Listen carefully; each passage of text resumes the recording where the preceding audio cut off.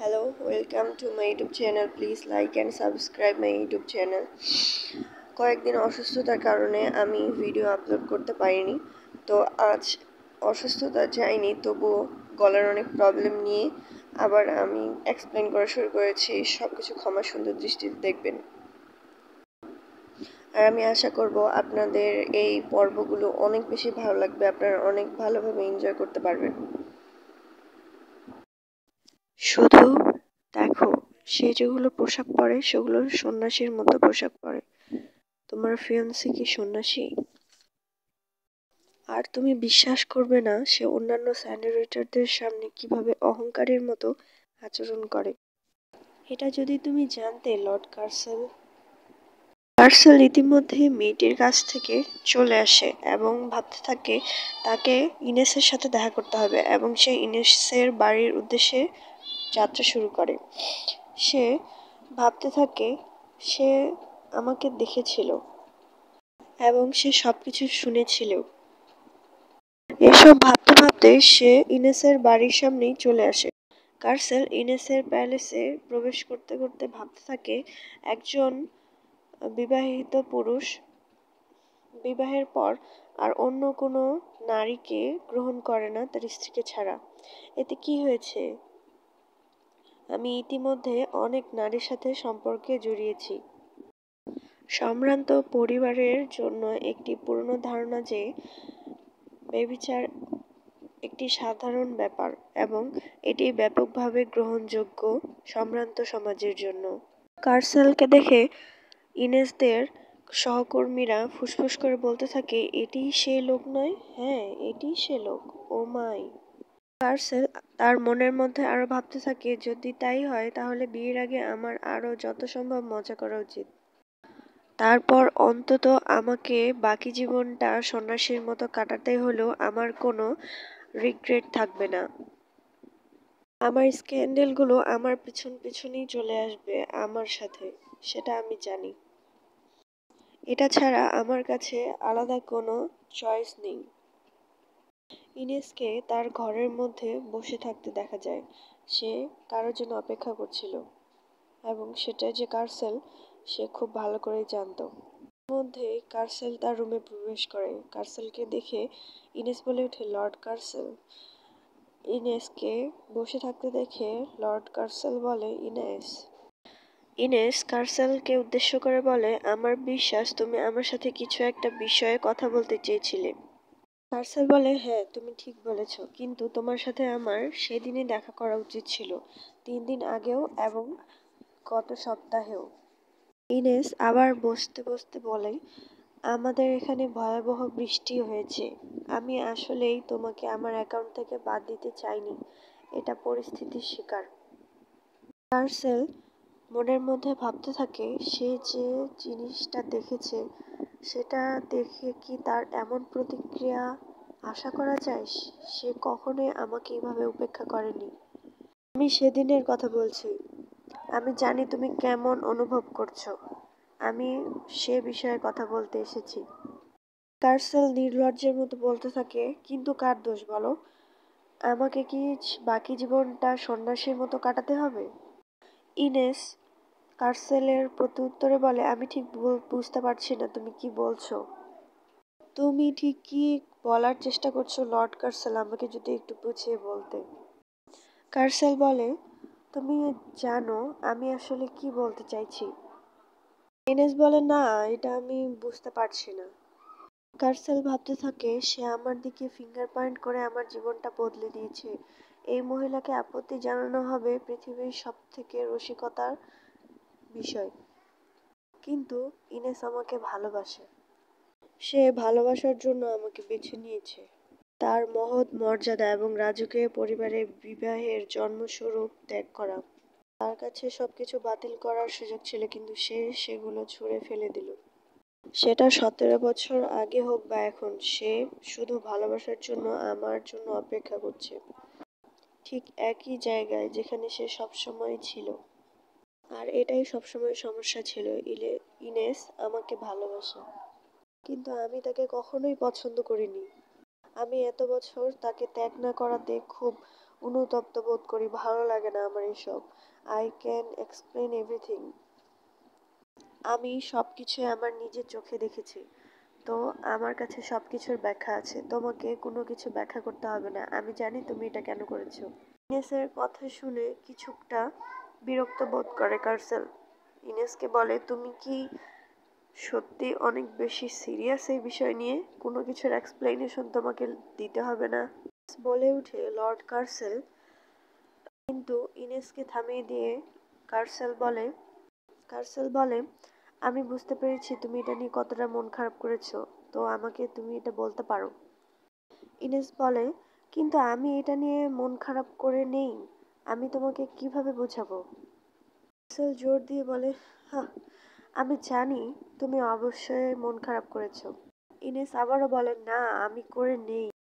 কার্সেল ইনেসকে বলে, তুমি আমার সাথে 2 সপ্তাহ ধরে দেখা করতে অস্বীকার জানিয়েছিলে, আর এটাই তার কারণ তুমি মন খারাপ করে আছো।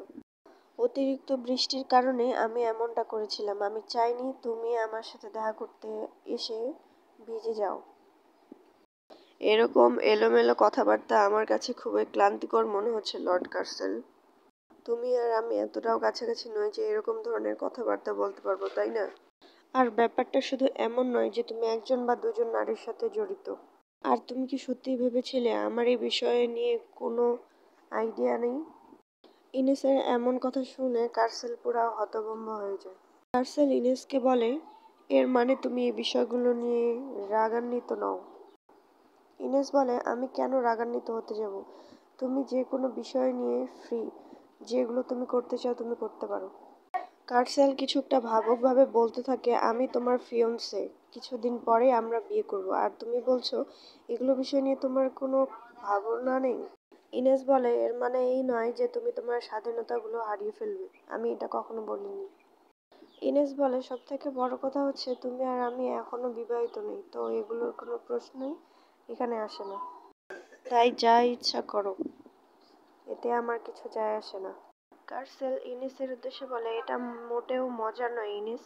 ইনেস বলে, হ্যাঁ আমি জানি, যেমনটা তুমি বলেছিলে। আমি এটা এই জন্য বলছি না যে আমি সবকিছু বুঝতে পেরেছি। আমি তোমাকে বলছি তুমি যা ইচ্ছা করতে পারো, শুধু এটাই। কারণ তোমার উপর আমার কোনো ইন্টারেস্ট নেই। এ কথা শুনে কার্সেলের উপর আকাশ ভেঙে পড়ে। সে নিজেকেও বিশ্বাস করতে পারছিল না ইনেস এমন কিছু বলবে। ইনেস আরো বলে, এবার কি তুমি বুঝতে পেরেছো? কার্সেল মনের মধ্যে ভাবতে থাকে, আমার যখন 23 বছর বয়স, তখন গ্রীষ্মকাল, ও যখন আমাকে বলেছিল আমি যা বিশ্বাস করেছিলাম তার সব কিছুই ভুল ছিল। তো আমি যখন ছোট ছিলাম তখন আমি জিজ্ঞেস করেছিলাম জীবনের সীমাকাল কত, আর আমার এই প্রশ্নে সবাই হেসেছিল। আমার তখন খুব রাগ হয়েছিল তাদের উপর। আমি ভাবছিলাম সবাই কেন আমার এই প্রশ্নে হাসছে। তখন সে পিছন দিক থেকে এসে বলেছিল, তুমি কি জানো তুমি যেটা বলছো এর মানে কি? তুমি কি এটা জানো না তুমি কি বলছো? কার্সেল এমন প্রশ্নে অপ্রস্তুত হয়ে যায় এবং বলতে থাকে, আমি জানি, সবাই জানে। ইনেস বলে, তাহলে আমার জন্য এটা এক্সপ্লেন করো। কার্সেল বলে, আচ্ছা সময় এসেছে আমার এক্সপ্লেন করার। কার্সেল তার মনের মধ্যেই বলতে থাকে, হ্যাঁ সময় এসেছে আমার এক্সপ্লেন করার, হ্যাঁ। এবং ইনেস বলতে থাকে, আমি জানি সে জানে না। ইনেস তার বাবার কাছে গিয়ে বলে, আমাকে কি সত্যিই লর্ড কার্সেলের সাথে কথা বলতে হবে? ইনেসের বাবা ইনেসকে বলে, ইনেস তুমি জানো তুমি তোমার বয়সী বাচ্চাদের মধ্যে সব থেকে বেশি বুদ্ধিমান। ইনি হচ্ছে ইনেসের বাবা, ডিউক লিয়েন ভ্যালেস্তেনা। ইনেসের বাবা কার্সেলের সম্পর্কে ইনেসকে বলে, হতাশ বোধ করা স্বাভাবিক, যদি সে তোমার মতো স্মার্টও না হয় তাহলে তাকে উপেক্ষা না করা। সে আরো বলে, যদি তোমার বন্ধু কিছু না জানে, সে যদি বোকা হয় তাহলে তাকে এটা অনুভব না করা যে সে বোকা, কারণ সে নিজেও জানে না সে কি বলছে। তো ইনেস তার বাবাকে বলে, আমার কোনো বন্ধু নেই, আর লর্ড কার্সেল আমার বন্ধু নয়, আমার ফিয়ন্সে। কার্সেল তাদের কথাবার্তা শুনে ভাবতে থাকে, তারা কি আমাকে বোকা ভাবছে? ইনেসের বাবা একটি দৃঢ় নিঃশ্বাস ত্যাগ করেন আর বলেন, ঠিক এই জন্যই তার সাথে তোমাকে আরো দয়ালু আচরণ করতে হবে ইনেস। একজন মিষ্টি যুবতীর মতো। ইনেস তার বাবাকে বলে, বাবা, আমার ব্যক্তিত্ব খারাপ হতে পারে, কিন্তু আমি একজন ভদ্রমহিলা বাবা। ইনেসের বাবা ফিসফিস করে বলতে থাকে, আমার ছোট্ট মেয়ের শেষ কথাটা না বললেই হতো না। ইনেস পিছন দিকে তাকিয়ে কার্সেলের দিকে তাকিয়ে বলে, স্কালেন্ট, মনোযোগ দিয়ে শোনো। জীবনকাল কত দৃঢ় তা একজন মৃত ব্যক্তি বলতে পারে, আর কেউ নয়। কার্সেল ইনেসকে বোকার মতো প্রশ্ন করে বসে। কার্সেল ইনেসকে জিজ্ঞেস করে, মৃত ব্যক্তি কি কথা বলতে পারে? ইনেস বুদ্ধিমত্তা এবং ধৈর্যের সাথে কার্সেলকে উত্তর দেয়, না, তারা কথা বলতে পারে না, আর এই জন্য কেউ তোমার এই প্রশ্নের উত্তর দিতে পারবে না। বুঝতে পেরেছো? কার্সেল বলে, তাহলে কিভাবে জানো যে একজন মৃত ব্যক্তি এই প্রশ্নের উত্তর জানে?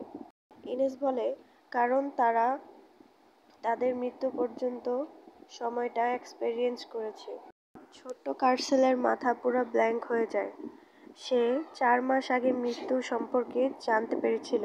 কার্সেল বলে, তাহলে এই প্রশ্ন খুঁজে বের করতে হলে কি আমাকেও মৃত্যু পর্যন্ত যেতে হবে? কারণ জীবনকাল মৃত্যু পর্যন্ত, তোমার কাছে যতটুকু সময় আছে। আর এই উত্তরটিও তোমার মৃত্যুর সাথে সাথেই শেষ হয়ে যাবে। মিস কার্সেলকে এই প্রশ্ন থেকে বের করার জন্য প্রশ্নটিকে ঘুরিয়ে দেয় এবং বলে, তুমি যদি এটা বুঝতে পারো তাহলে দেখবে তুমি গণিত করতে পারবে। আর এই গণিতের মধ্যে দিয়ে তুমি ফিগার আউট করতে পারবে তোমার জীবন সীমা ঠিক কতটুকু। কার্সেল ইনেসকে বলে, তুমি জানো আমি কিভাবে মারা যাব? মানে, আমার দাদুর তো পায়ে গুলি লাগার কারণে তার পা পচতে শুরু করেছিল।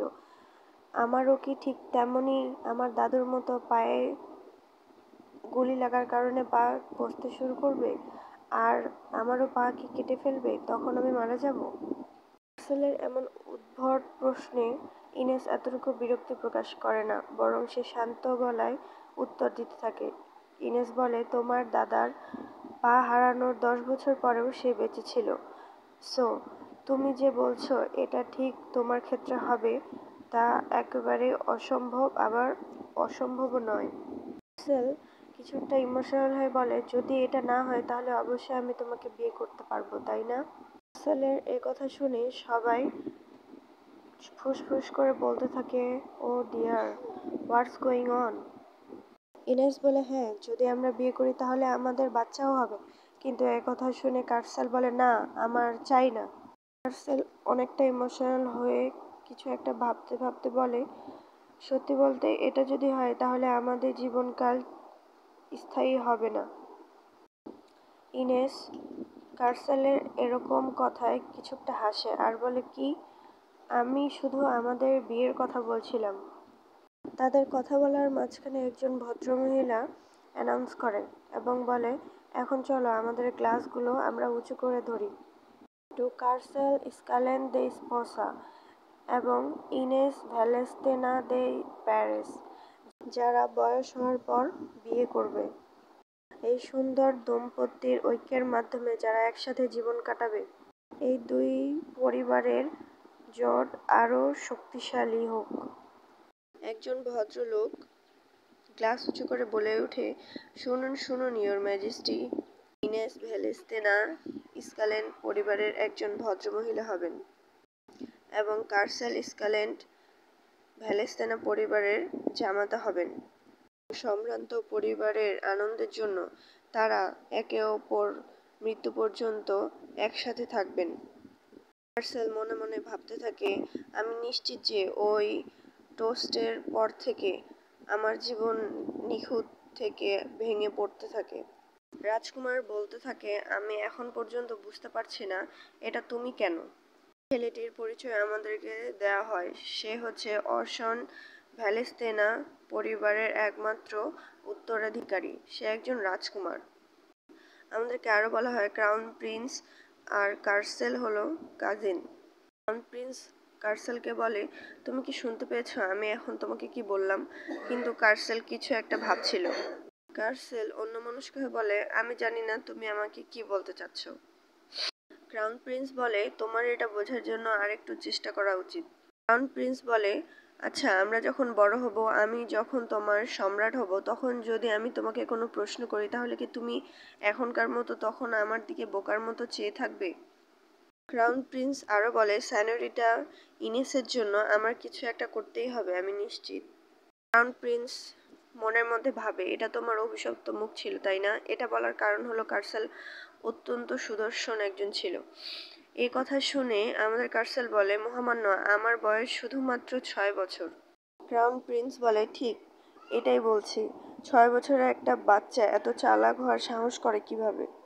কার্সেল কিছুটা ভাবুক হয়ে বলে, যদিও আমার বয়স খুব তাড়াতাড়ি 7 হতে যাচ্ছে। ক্রাউন প্রিন্স বলে, তো 7 বছরের ছেলে সাহস করে, তুমি এটা বোঝাতে চাচ্ছ? কার্সেল মনের মধ্যে ভাবে, তোমারও বয়স সবে মাত্র 10 বছর। কিন্তু কার্সেল মুখে কিছু বলে না, শুধু ভাবে। ক্রাউন প্রিন্স কার্সেলের উদ্দেশ্যে বলে, তুমি কি জানতে না সে আমার ছিল? কার্সেল ক্রাউন প্রিন্সকে বলে, ইনেস কখনোই তোমার ছিল না। ক্রাউন প্রিন্স এবার কার্সেলের কথা শুনে রাগে লাল হতে থাকে আর বলে, তুমি কি তোমার মালিকের প্রপার্টি চুরি করার ক্ষমতা রাখো? ক্রাউন প্রিন্স বলে, আমি তোমাকে শাস্তি দেব না, কারণ তুমি আমার চাচার ছেলে। কিন্তু আমাদের পরিবারটি ইউনিয়ন সাপোর্টের সাথে তৈরি হওয়ার কথা ছিল। আমাদেরকে জানানো হয় যখন ইনেস যুবরাজকে প্রত্যাখ্যান করে এবং তার পরবর্তীতে কার্সেলকে বেছে নেন। ইম্পেরেস কায়তানাই মেয়ের আগে কার্সেলকে নিয়ে এসেছিল, যেন সে এই মুহূর্তের জন্যই অপেক্ষা করছিল। সম্রাটের পুত্রকে প্রত্যাখ্যান করার জন্য সে ইনেসকে একবারের জন্য কোনো প্রশ্ন করেনি। পরবর্তীতে যখন ইম্পেরেসকে নিজের পছন্দের কথা ইনেস জানিয়েছিল, তখন বরং সে একটি বার্তা পাঠিয়েছিলেন। তাকে হয়তো হাউস ভ্যালেস্টেনার সাথে সংযোগ বজায় রাখতে হয়েছিল, কিন্তু সে কখনো একটি লোমশ বাচ্চা চায়নি। যদিও তার ইনেসের দরকার ছিল, কিন্তু তবুও সে ইনেসকে তার ছেলের যোগ্য কখনো ভাবেনি। প্রিন্স কার্সেলকে কটাক্ষ করে বলে, সে আমাকে প্রত্যাখ্যান করেছিল এবং তোমার মতো বোকা একজনকে বেছে নিয়েছিল। সেও একজন মস্তিষ্কহীন ছোট্ট কাক। ক্রাউন প্রিন্সের কথা শুনে কার্সেল বলে, আমার মনে হয় তুমি ইনেসকে পছন্দ করো। কার্সেলের কথা শুনে কিছু একটা হকচকিয়ে যায় ক্রাউন প্রিন্স। সে বলে, আমি আমি পছন্দ করব একটা ছোট্ট কাককে? কার্সেল বলে, তুমি মনে হয় আগে তাকে পছন্দ করতে। ক্রাউন প্রিন্স কার্সেলকে বলে, চাওয়া আর পছন্দের মধ্যে আলাদা আলাদা পার্থক্য আছে।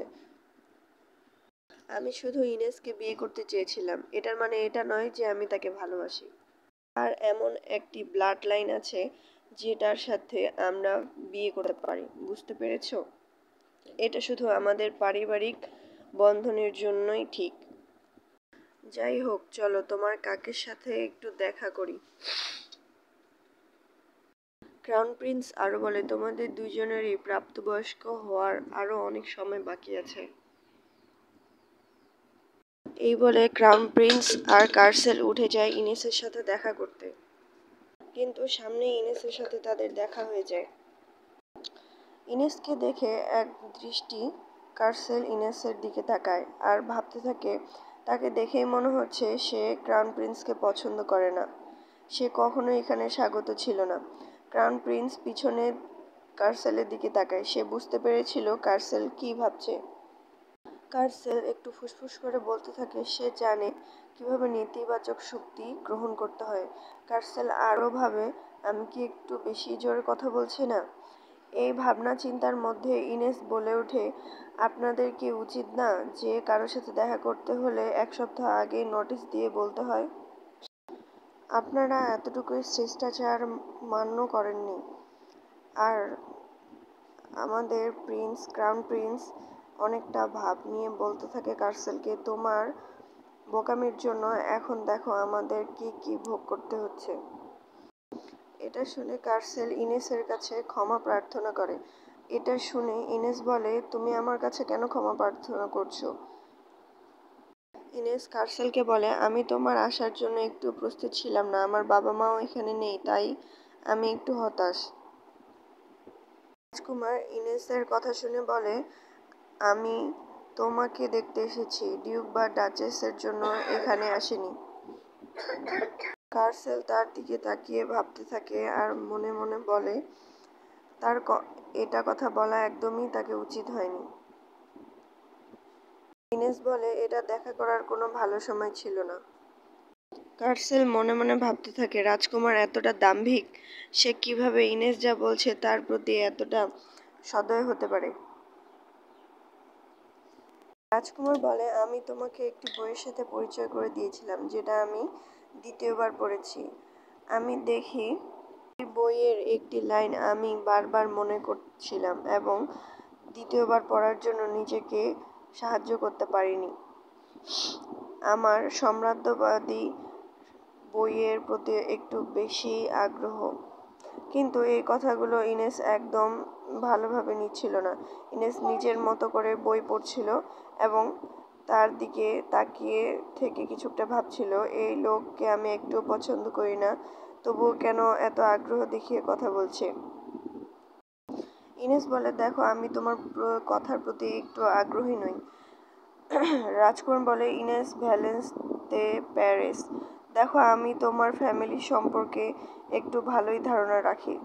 তোমার ফ্যামিলি নাম ছাড়া তোমার কাছে আর কিছুই নেই।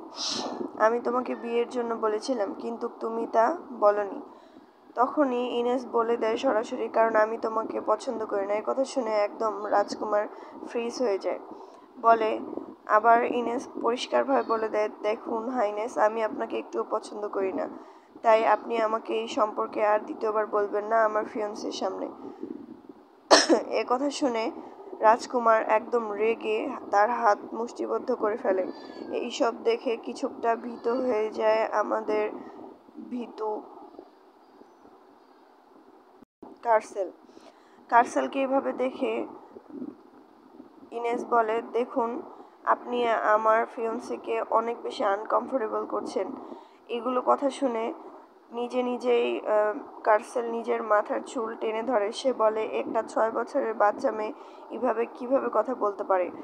ইনেস কার্সেলের পিছনে গিয়ে দাঁড়ায় আর বলে দেখো আমাকে প্রোটেক্ট করার চেষ্টা করো রাজকুমারের কাছ থেকে। এই কথা শুনে কার্সেল বলে দেখুন আমার ফিয়ন্সের সাথে কথা বলবেন না কারণ আমার ফিয়ন্সে আপনার সাথে কথা বলতে আগ্রহী নয়।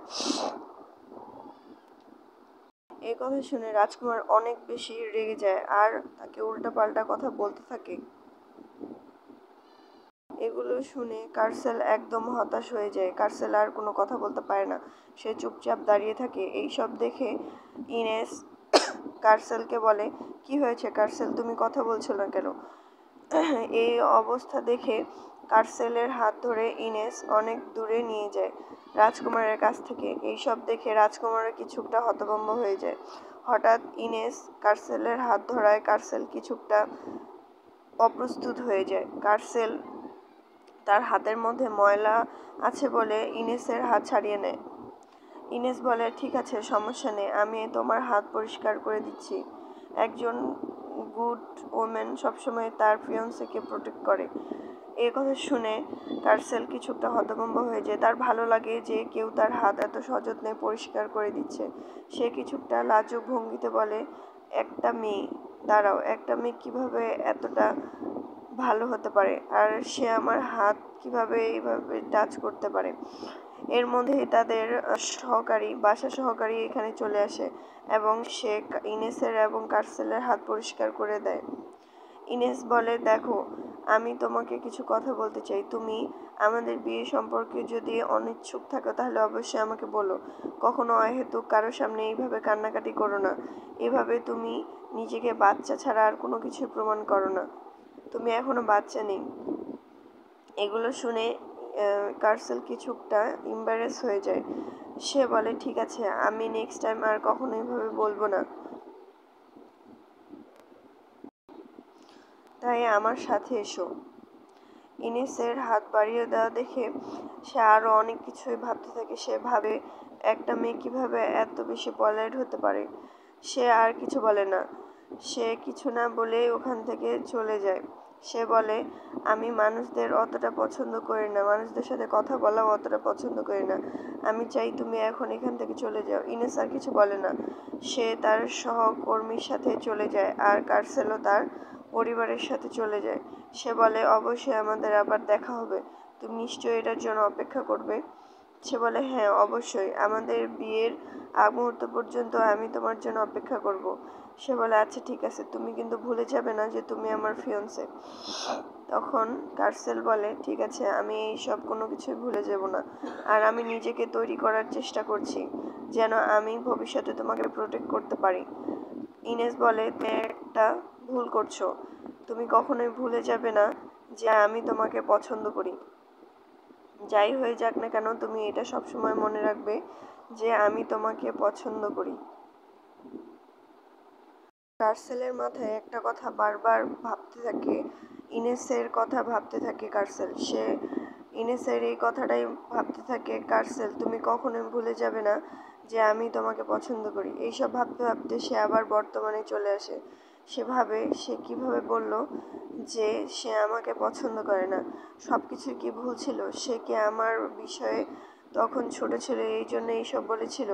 আমি তো এইসব এখনো বিশ্বাস করি, তাহলে এখন কি হলো? এইসব ভাবতে ভাবতে সে ইনেসের দিকে ঘুরে তাকায়। ইনেস সেখানে আবার চলে আসে। সে বলে, তুমি এখনো এখানে কি করছো? ইনেসের কথা শুনে সে ইনেসের দিকে ঘুরে তাকায় এবং ইনেস বলে, স্কারলেট তুমি কি শুনতে পাচ্ছ আমি কি বলছি? ইনেসের কথা শুনে সে ইনেসের মুখ থেকে লর্ড কথাটি বারবার ভাবতে থাকে। সে আমাকে এইভাবে ডাকছে কেন? সে একদম চেঞ্জ হয়ে গিয়েছে, সে আগের মতো আর নেই। সে বলে, সে কি এখন আমাকে বিয়ে করতে চায় না? সে কি অন্য কোনো পুরুষের প্রতি আসক্ত? সে বলে, সে কেন বলেছে যে সে তার প্রতি ইন্টারেস্ট না? সে বলে, এটা লুকিয়ে রাখার কিছু নেই, আমি কখনোই এমন একজন মানুষের প্রতি ইন্টারেস্ট দেখাবো না যে নাকি অনেক নারীর প্রতি আসক্ত।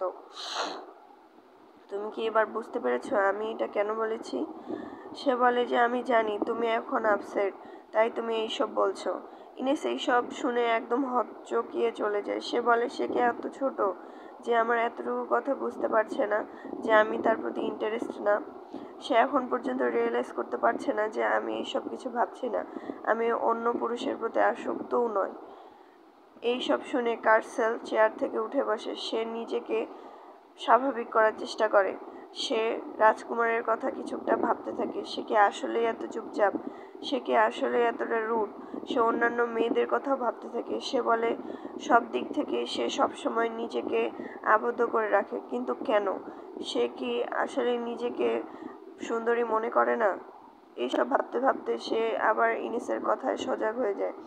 ইনেস বলে, তুমি কি এত ভাবছো? আমি বলেছি আমাদের রিলেশনশিপটা ঠিকই থাকবে, কিন্তু আমি এই বিয়ে সম্পর্কে আরেকবার ভাবতে চাই। এই কথা শুনে কার্সেল কিছুটা থমকে যায়। সে বলে, তুমি কি একদম শিওর যে তুমি এইসব বলছো? ইনেস বলে, হ্যাঁ, আমি কখনোই মৃত্যুর আগ পর্যন্ত তোমাকে বিট্রে করব না, এটা কথা তুমি মনে রাখো। এই কথা শুনে সে বলে, কি মৃত্যু? সেই সত্যি অন্য কাউকে ভালোবাসে না, সে শুধু আমাকে এখন পর্যন্ত ভালোবাসে। ইনেসের এই সব শুনে সে একদম শকড হয়ে যায়। সে ভাবে, না, সে তো আগের মতোই আমাকে ভালোবাসে, তাই না? সে তো আগের মতোই আমার পাশে থাকতে চায়। সে বলে, ইনেস তুমি কি বলছো? তুমি কি জানো তুমি কেন আমার কথা শুনতে চাইছো না? সে বলে, কেয়ারফুলি আমার কথা শোনো ইনেস, আমি এখন এটা চাই না। ইনেস এই কথা শুনে বলে, কি? তুমি কি চাও না? তুমি কি বলতে চাচ্ছ? ইনেস